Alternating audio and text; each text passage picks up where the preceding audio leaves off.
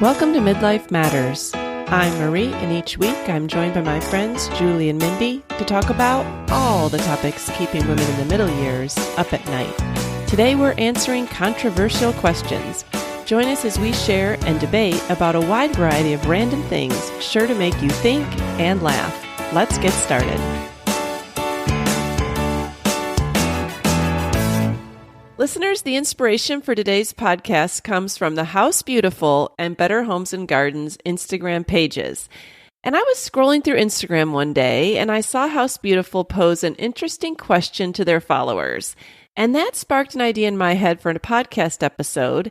And I began to search for other home-related questions that we could discuss.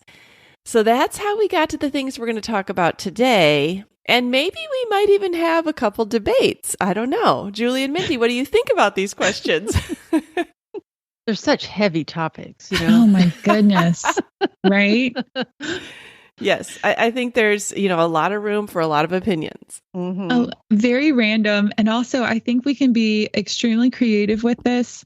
And thankfully, we had some content to pull from too. So we've got our own opinions, but also reading comments from, many others out there. So I think this is going to be a lot of fun and maybe informative in a way I wasn't expecting. Right. Okay, so the question that House Beautiful posed that got me on a tangent was, do you curate your toilet? And I thought, what an interesting question. And I have opinions about this, and I wonder what other people think about this. So first of all, why don't we answer just yes, no, do you curate your toilet? I would put down no. No. You're no? Oh, we're all no's? Okay. I'm already surprised. I will say, though, it might depend. Like in my master bathroom, my toilet's in its own room. So I really just like to shut the door and nobody sees it. Mm-hmm. But in my little hall bath, I have a pedestal sink, so there's not a lot of storage. So I'll keep a roll of toilet paper on the back or a little bottle of room spray. Okay. So if you call that curating, I don't know. Good job. Okay. I'm still, raising teenage boys. Oh, yeah. I'm just going to preface my answer with I need the least amount of items that need to be cleaned around that toilet. And I'll leave it at that. Right. So you might just have a bottle of bleach on the back of your toilet. Right now, no, it needs to be clean. That's it. Yes. So I thought that the comments of this was hysterical. Mm-hmm. The first one I read was... The first one? Yes. Mm-hmm. It said, yes, of course, a tasteful ceramic dish with a selection of individually packaged smoked almonds, peanut butter crackers, and fruit roll-ups. I'm not a savage. That is so disgusting. I think they're being tongue-in-cheek. I don't think they're serious. Gosh. I hope not. I know. Right? Can you imagine? If you have kids, they're never coming out. True. Or you're going to die of a deadly disease. Yeah. Right? Someone else wrote, you still have time to delete this post. Yeah. Oh, I loved that. I love that. This one. Do you curate your toilet? Is something I hope never to read again. Somebody says, we need to stop using the word curate. Yes. Someone put, if it has a flat surface, then it's getting curated. Okay, this lady is asking for a lot. I added a blacklight flashlight to our toilet tray to see what we're really dealing with. No way! No. That means your guests could shine that light. Oh my. No, never, definitely not. Never. Yes. And I know somebody, she added a laughing emoji, but she said only with crocheted toilet paper covers. Yes. This is why I don't, because someone put, this is my thinking, it's a toilet, let it serve its purpose. Many people do not close the toilet seat lid before flushing. Therefore, all the fecal and urine materials are sprayed all over your lovely decorative toilet back. Gross. Something's telling me you don't sanitize these items. Do not decorate the toilet. Gross. Okay, gross. So I read this. I never knew this growing up, but I read this in a home book when Abigail was a baby. And since that time, I have never kept my toothbrush in the bathroom if there is a toilet there. Mm-hmm. So like at that time, I think the toilet was with the sink, but I put it in the medicine cabinet from then on with the door closed. Or if we go to a hotel room, I will not keep my toothbrush in the toilet or not in the toilet. I won't keep it in the bathroom because I feel like I might as well keep it in the toilet. I would say, so what did you read that changed your mind? Well, just when you flush the toilet, there's like fecal and urine matter that comes Mm-hmm. out into the world and it lands on your toothbrush. Well, you know, the lady that I shared that I'm a fan about with the oral care, like, you know, that I told you about. Yes, with the gum and everything. That's one of her big things is to not store your toothbrush if there's a toilet nearby. Yeah, that's one of her big things. And she has, you know, a recommendation to clean it regularly with something. And but I know I can't even take my toothbrush on vacation. Like it stays here. And then I just keep some cheap ones that I take on trips. Oh, because I don't like that it's been in a hotel and then it's coming back. Yes, to my house. don't take my real toothbrush with me either. First of all, it's electric, but second of all, after it's been traveling, it needs to go in the garbage. Yeah, it's a 1 week only toothbrush. Yeah. Well, I do remember reading like about what is the most sanitary way to dry your hands when you're out at a public restroom. Should you use the hand dryer or should you use the paper towels? And I remember reading this fact about if you're in like one of those single bathrooms and the toilet, air dryer, everything's in there together, that air dryer has been pulling in the stuff from when people have flushed and it's blowing out nasty air. Like it's hard for those air dryers to keep your to stay clean and sanitized. And so even though like it's not necessarily good for the environment, use the paper towels, like use the towels that you can actually dry your hands and throw them away. Yeah, because even I've heard even if they're out by the sink, that air is so forceful. It's blowing on the floor. And, you know, the floor is filthy. It's just like stirring. It's like creating a little tornado in the bathroom. You might as well not even wash your hands. You'd probably be better off not washing your hands. Just go outside. I think it would be cleaner. I loved this one. No, I'm not going to fish out curated things from the toilet. And that is what, I mean, I always picture like, what if that thing falls in the toilet? Or I don't know. I just can't. Well, you know, another thing that I think about is what a lot of people said they put candles. Well, what if someone was sitting, not standing, but sitting on the toilet? Wouldn't it catch your hair on fire? Like, I never thought about that. Exactly, Julie. I just don't think that seems very safe. I feel like we should Google hair fires due to toilet candles. Exactly. Don't put anything back there. Or your clothes. I do have a small half bath. And so I do hang a shelf. You know, I don't have, I've got the pedestal sink, like Julie mentioned, is in hers. So, I do want to have some things in my bathroom, but I don't have surfaces to set them on. And so I have a little shelf that I have put like a little thing of flowers, a little candle. And so it's out of the way from the toilet. So if you need to light a candle, which is really good sometimes, especially if you're having company, it's up on the shelf. Yeah. And I will say, I always have reading material in the bathroom because that's been required by my family. Because you're not a savage. I'm not a savage, yes. And I get to direct, you know, what they're reading. So, so I always have a basket by each toilet that has a little bit of reading material. Now I'm thinking those things are pretty gross. I didn't even think about that. Ooh, I'm just now thinking though, Julie, that my mom has purposely placed reading material near the toilet. And I'm just realizing it's always followed the age of whatever my children were. Oh, really? Like, James Dobson books used to be out there for the longest time about like how to raise your kids or like something. Anyways, there's all these James Dobson books about raising children and then raising teenagers. And little subtle. Like, I think she's got some good reading material out here. Oh, there was like Larry Burkett, Financial Freedom or something like that. That's hysterical. I think in an ideal world, like nothing would be. Well, I think maybe that's why toilet rooms became popular, like in master bathrooms and stuff. Right. Not only for the sense of privacy, but also because you could have a room where there's nothing but the toilet. I don't know. Yeah, I heard somebody say it's just a necessary evil. Like you have to have it. So, Right. but nobody needs to really look at it or draw attention to it. Okay, so listeners, we'd love to know if you have big opinions on curating your toilet because it's just too funny. Obviously, we have a lot of thoughts. Yes.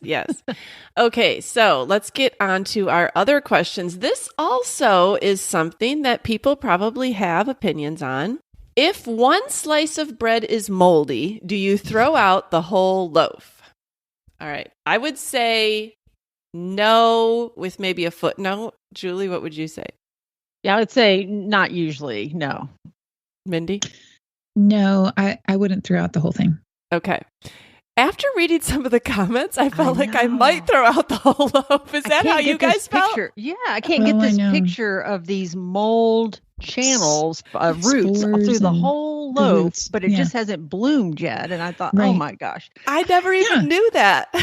That is so gross. But listen, somebody wrote tip of the iceberg. Oh, seriously.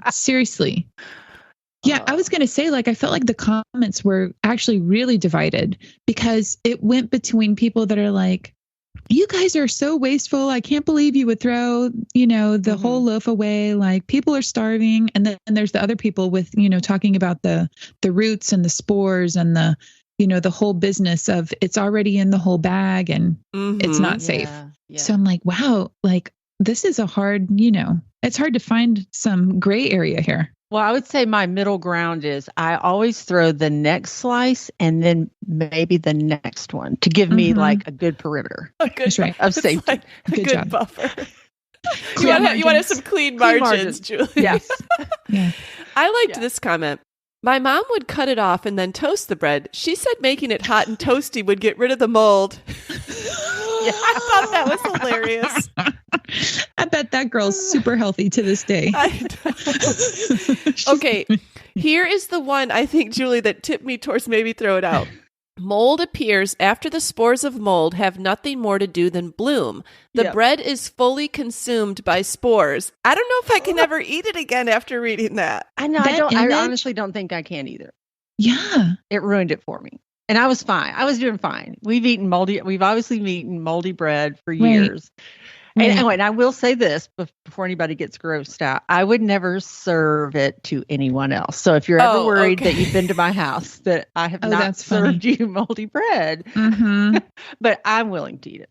Well, and the thing about moldy bread, when I think about it, if my bread has gone moldy, it's probably not that fresh and tasty anyway. So you probably wouldn't serve it to anyone. I can think the only time I would maybe eat it is it's the last bread in the house, the only way to make a sandwich, and for some reason we have to have a sandwich that day. I don't know. Well, for me, it's always sourdough because I think sourdough bread from Trader Joe's maybe doesn't have preservatives, so it goes bad quickly. And I'm not going to eat a sandwich anyway. It's usually a toast thing. So you are toasting the mold. Yeah, Julie. But not to kill it, but it does taste better. Toasted. Did you see the comment that literally said mold makes it sourdough? Oh, no, I did not see that. It does not. That's what somebody wrote. Okay, my favorite one was this post was obviously written by Big Bread. Oh, I know. Oh my gosh. Oh my gosh. Because they want you to replace your bread. It was so funny because my daughter called me the other night and she was really sick at the library studying, had spent a long time in the bathroom. And the next day she went to make a sandwich and she called me and she said, I think I know why I was so sick last night. My bread is moldy. And I said, this was before I read these comments, I said, people have been eating moldy bread forever. I don't really think you get that sick from it. But first of all, who knows how moldy it was? And second of all, that was such a mom thing to say, don't worry about a little mold. And I'm sure she appreciates you sharing that. So, yeah, you have a little more compassion for that now. I do now that I hear that it could have consumed the whole loaf. I thought it was just in the spot where it is. Now, this brings up cheese because I will cut off a spot of mold on cheese. Now, sometimes you'll take your cheese out and there's mold all over it, and then I don't. But if it's just on a corner, I mean, I feel like cheese starts off as mold. I'm not sure why I have that connotation. Yeah. Is there something moldy about the ingredients of cheese? Yeah. I feel like that's a thing.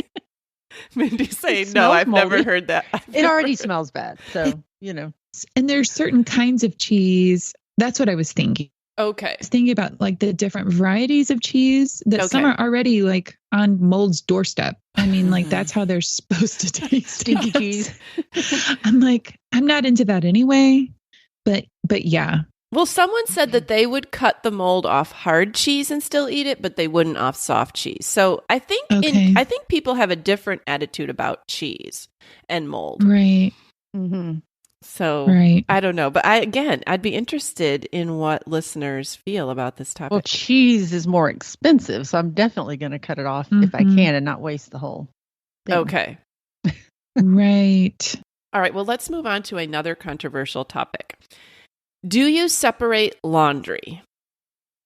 Now, let's just first say yes or no, because I know some people would just say no. So I do separate it. Yeah, I'm team separate. Yes, me too. Okay, so we all separate. And then I thought it was interesting in the comments, some people were really upset that other people separated their laundry. Like unusually upset. Yeah, I just don't want a bunch of gray laundry, Well, yeah. Don't you feel like laundry has changed over the course of time? Like as the materials of our clothes have changed, we've got a lot more dry fit stuff. And I feel like with, the introduction of this whole dry fit thing that we're in, and also laundry detergents are even targeting people to not have to separate. Like you'll see like marketing ads for not having to do that. So I will say like, I do take the time to always separate.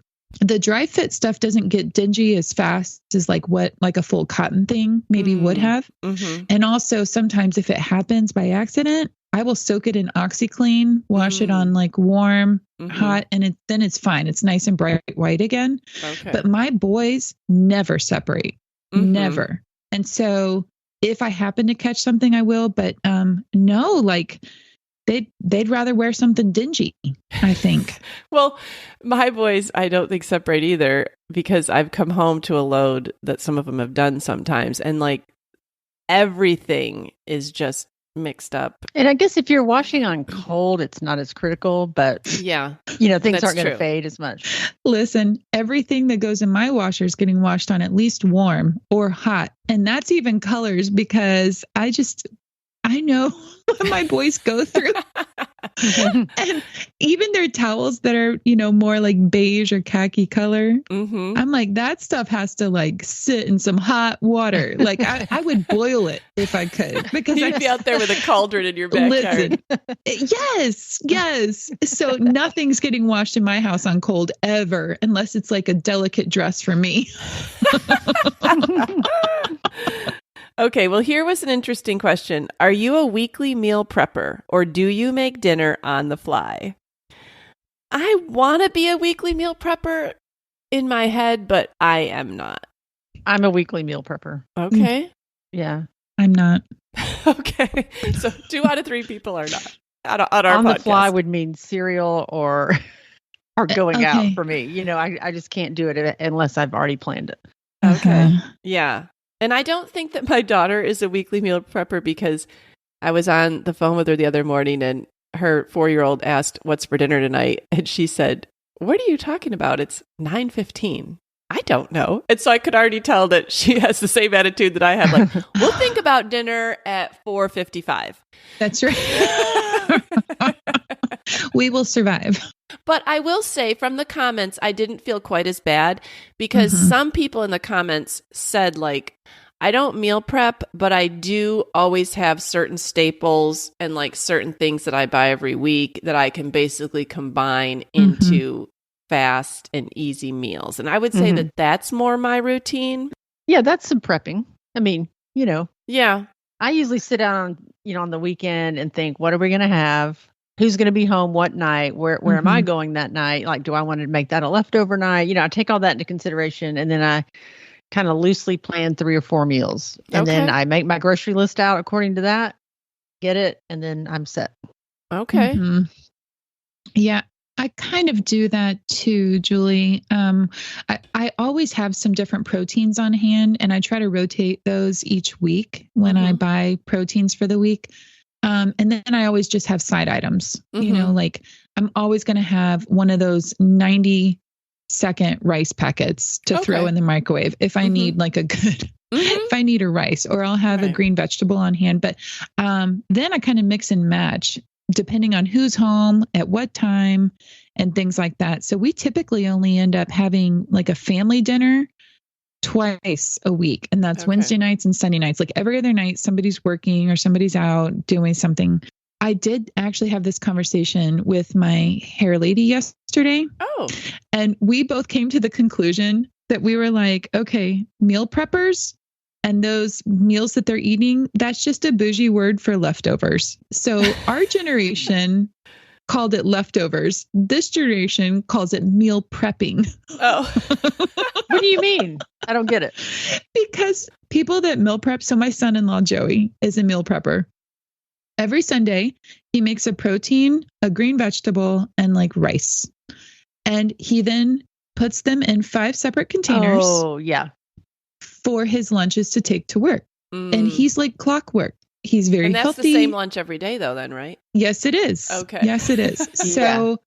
So that's one way to talk about meal prepping. Yes. I mean, that's for, like one person or maybe a couple, but yeah, family meal prepping would be different. Okay. Yeah, I do see that a lot of people do that on Instagram now. Make the same meal in 6 different containers and then they pop it out for dinner or lunch. Yeah. Right. All right. Well, here's another food-related question. Could be controversial. Is snacking in bed actually that bad? This did get a lot of heated comments. And I thought this was really funny because my husband was a stickler. He never wanted food in the kids' bedrooms. Because he said, it attracts bugs. It attracts bugs. Well, I don't think any of us believed him because we never had bugs. And I remember, Marie, we were at the beach with your family and all our kids were sharing a bedroom, like bunk bed style, Molly had her little goldfish crackers in her bed. I guess she thought she was on vacation, so bugs wouldn't come to the vacation house. And she woke up, and this was in Florida, the bug capital of the world. Oh, no. She wakes up screaming, and her bed is full of black ants. I do remember that. And you can trace the black ant trail going up the bedpost, down to the floor, up the wall, and up to the window. And I don't think she ever forgot that because it was pretty.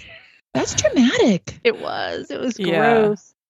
So, I don't know. I just it never enters my mind to eat in bed. Like I'm never tempted. I just don't ever think about it. I don't, it makes me think like I'm sick or something, which I never wanted to have a meal in bed. With sickness.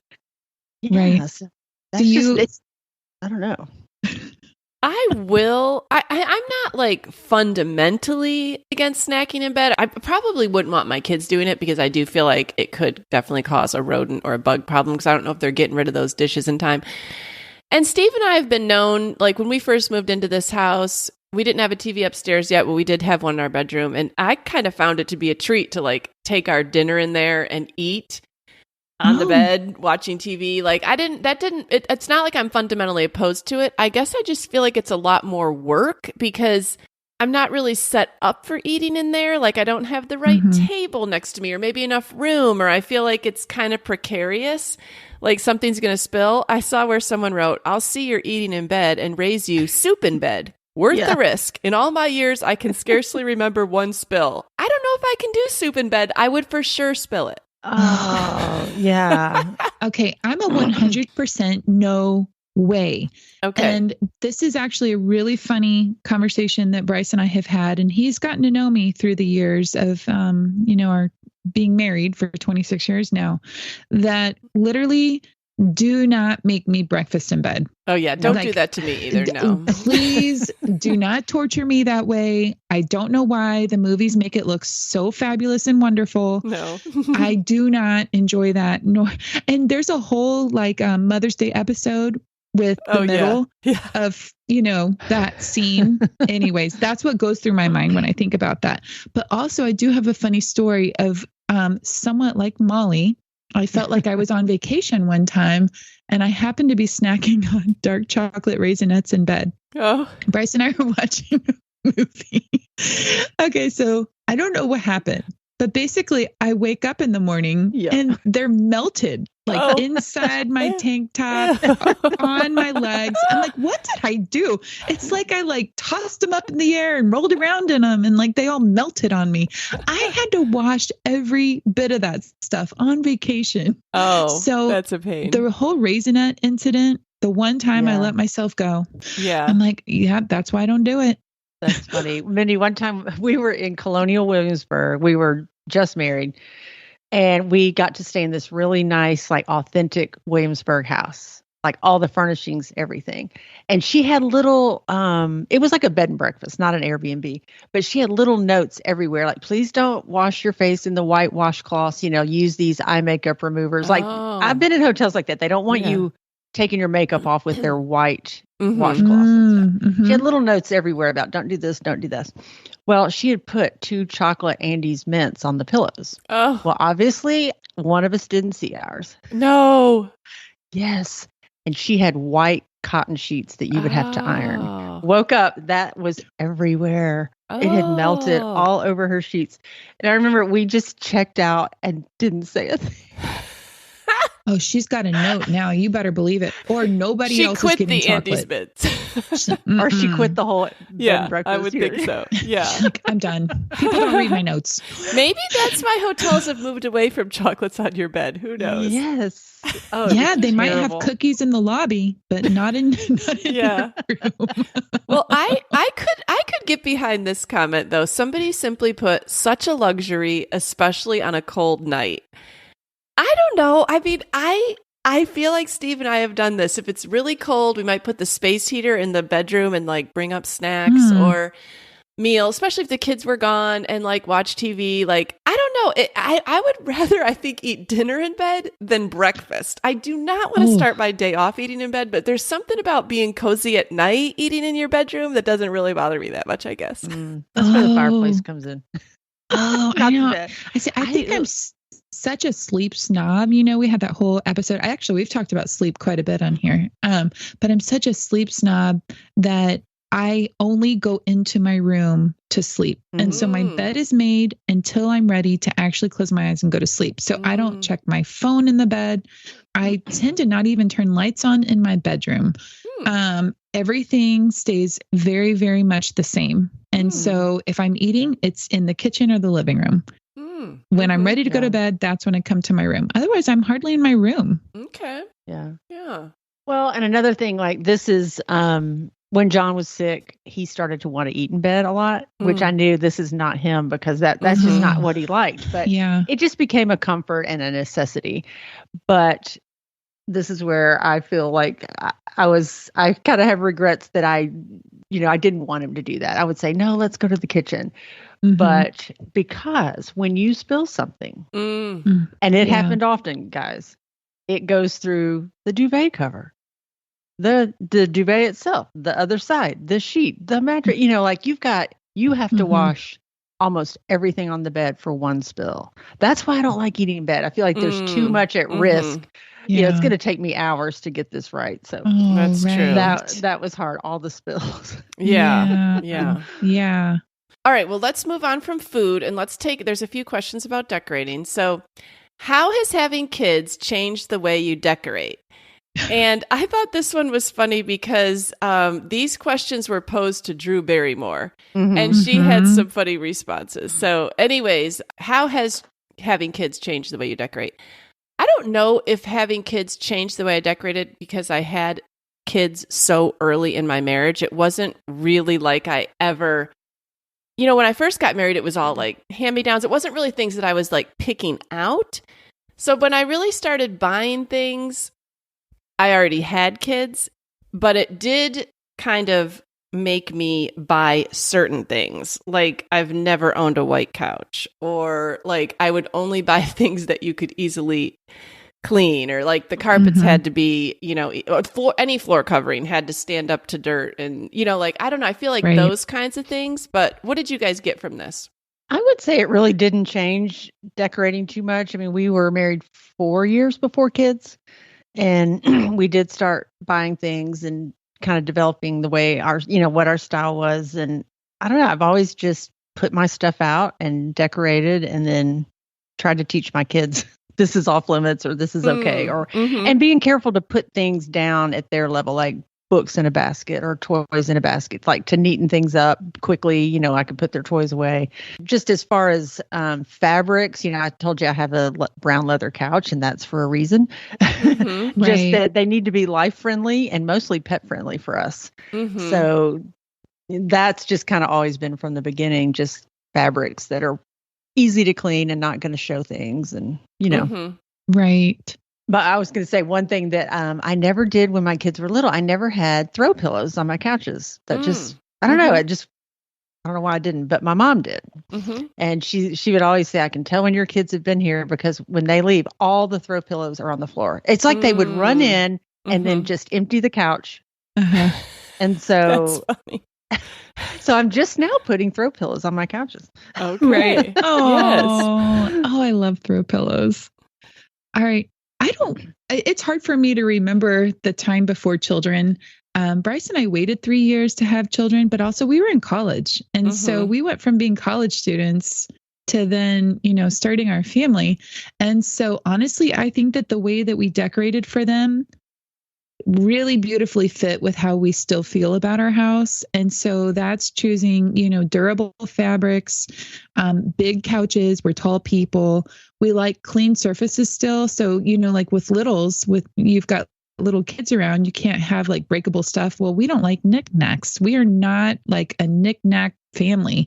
And so it fits with us to have bare, clean surfaces, comfortable couches, colorful things, because one thing that we did notice about ourselves is that as much as we'd like to blame the children for spills and, things, it's really Bryce and I, like, even if they're not here, like we're the ones doing the damage. And so one thing that I have joked about is one day I want to be able to not worry about all of my lamps being broken in a wrestling match. Oh, yeah. So I still hold out for that day, but I don't know. The other day I broke a lamp all by myself. So you did? What were you doing, Mindy? It was Rosie, which she can't be in trouble for too long. That's my vacuum robot vacuum. I didn't move a cord for her, so I'm going to take the blame. But I mean, still, I'm like, okay, I can't have nice lamps, you guys. Okay. What do you always bring as a housewarming or hostess gift? Julie, you're really good at this.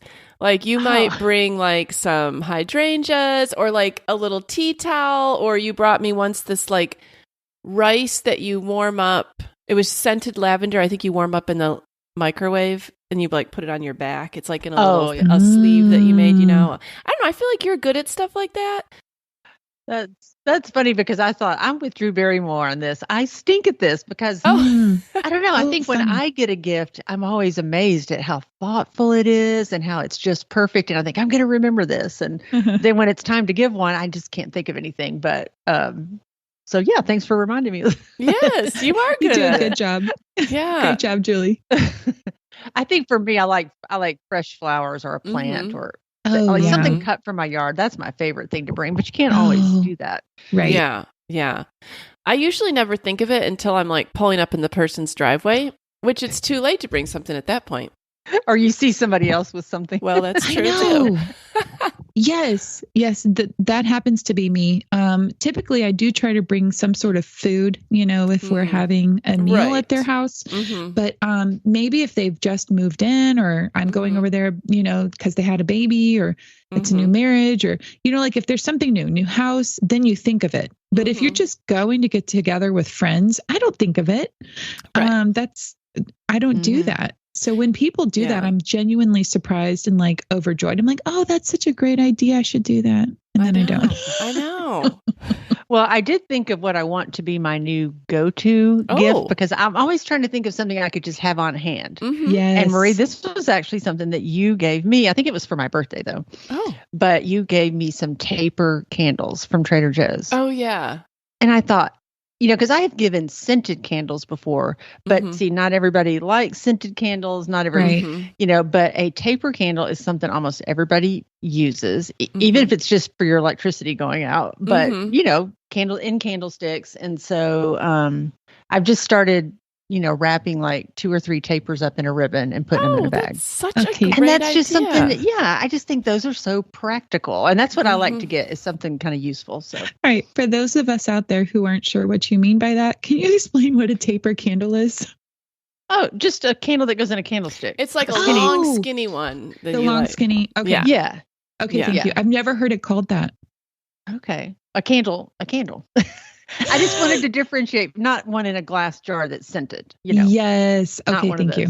That's a great idea, Julie. I love that. That's a good one. And those can be kind of pricey. I mean, the Trader Joe's ones as a whole are pretty reasonable, but I mean, like if you try to buy them on Anthropologie or something, they're really expensive, like $15 a candle or something. Right. World Market has some for $4.99 a pair, I think. Oh, well, that's pretty good. Maybe $7.99 a pair, but they're really pretty colors. And so I just bought some of those.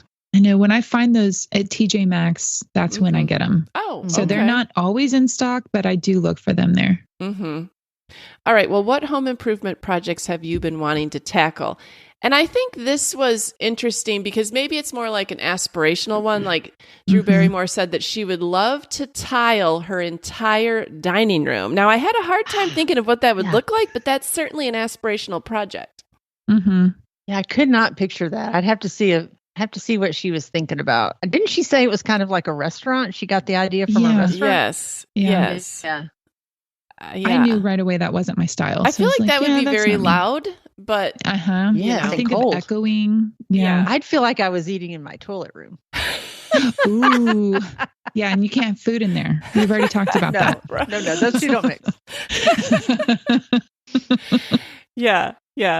I don't know what home improvement projects I would like to tackle that are super aspirational, but I would definitely like to get better in my yard. Mindy, I know you love this, but I would like to just plant more things and a wider variety and like try things. So like I was at Lowe's yesterday and I picked out 3 different ground covers that I've never tried before. And I just decided, I'm going to plant them in little spots and see how do they spread? What do they look like? And they're not a super big investment, but I guess I would like to just maybe make my garden more personal. Oh, that's exciting. Keep us posted on that. Only in midlife do we get excited about ground covers. I mean, that's a big deal. And I love, because you both are in new houses, so to be able to think about like house projects and your yard, like that's exciting. Yeah. Well, I'm with Marie on the yard, but other than that, I might want to paint my island. I've been talking about that for a while, and I've had this big swatch of paint on one of the edges of the island for a month now. Okay. Just kind of living with that, seeing if I really want to do it, but that's about all I've got right now. Okay. Wow. All right. So we've been in our house 3 years. It'll be 3 years in May. And so we really would like to tackle the kitchen. Okay. That's a big project. Mindy. It's a big project. And when I say kitchen, then it's open to the living room. So then you have to touch the mantle with the fireplace because you see it and they need to complement. And then the transition, like the molding going between the kitchen and the living room. I also want to touch that. Like that is one of the things I'm actually most excited about. And so I have been looking at all types of different wood colors and things like that. So anywhere from the rustic wood beam opening to like a nice finished shiny mahogany. I mean, like there's just so many different wood tones between. And so we're not super rustic. So anyways, that is probably the main thing. So the yard, though, we have been adding to it. And this year, like I'm watching everything bloom. I'm just so excited. Even before we got on the podcast, I'm like, I have 5 minutes. I'm going outside to look at my cherry trees and that ornamental willow tree that we've just planted. Oh, it is amazing. So every little thing like just brings us so much joy. Oh, good. All right. Well, this kind of leads into the next question. How would you describe your home decor style? I have kind of a funny story to go with this, but I would say kind of a historic vibe, cozy, warm, collected over time. At least that's what I'm going for. But I'll never forget when we were adding on to our old house, the one we lived in for 23 years. We did a big addition and it took 9 months. So we had all these workers in our house and we kind of got to be on a first name, like a friendly basis with them. And I'll never forget the electrician. I can still remember his name. He came in and he was from California and he was a little bit eccentric. And one day he said, "So what's your style? Quaint fishing village?" And I got offended. I was like, "You are such a jerk."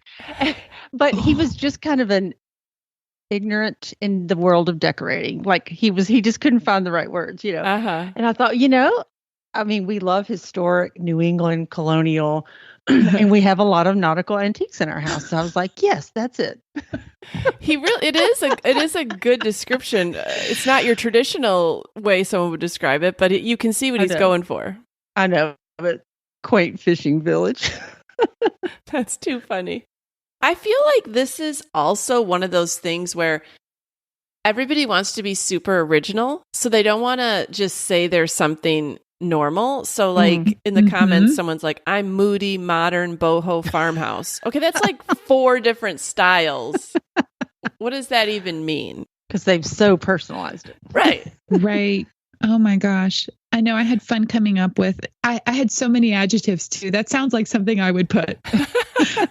Like some days I feel this, some days I feel that. Yeah. Don't box me in. Okay. So here's what I came up with. Lived in, classic and fun traditional with a touch of whimsy. Oh, that's cute, Mindy. I love it. I can see that. Yeah. Yeah. Okay. And then like other words that I was trying to play with were calm and clean, joyful comfort. So just, I don't know, like the lived in, the comfortable, the happy, the easygoing. I just wanted that kind of vibe. But yeah. Somebody in the comments put, "Mine would be called mine. I just do what I like and it's comfortable." I like that one. Yeah. And someone else put warm and cozy-licious. Oh, I love that. Cozy-licious. Yeah. Well, these were fun. I really enjoyed asking you guys these questions because these are the things that you could ask like a friend on a walk and you might talk 20 minutes and then you might be like, seriously? Do we not have anything bigger to talk about? But it's so interesting. It is. Like I said, I'm getting my hair done and we're talking about, do you meal prep? And we really did both come to the same conclusion. Yeah. It's just fancy leftovers. Yeah. Listeners, we would love to hear what you have to say on this topic. Come and find us on Instagram at Midlife Matters Podcast or email us at midlifematterspodcast@gmail.com. But before we go, we want to do I'm a Fan.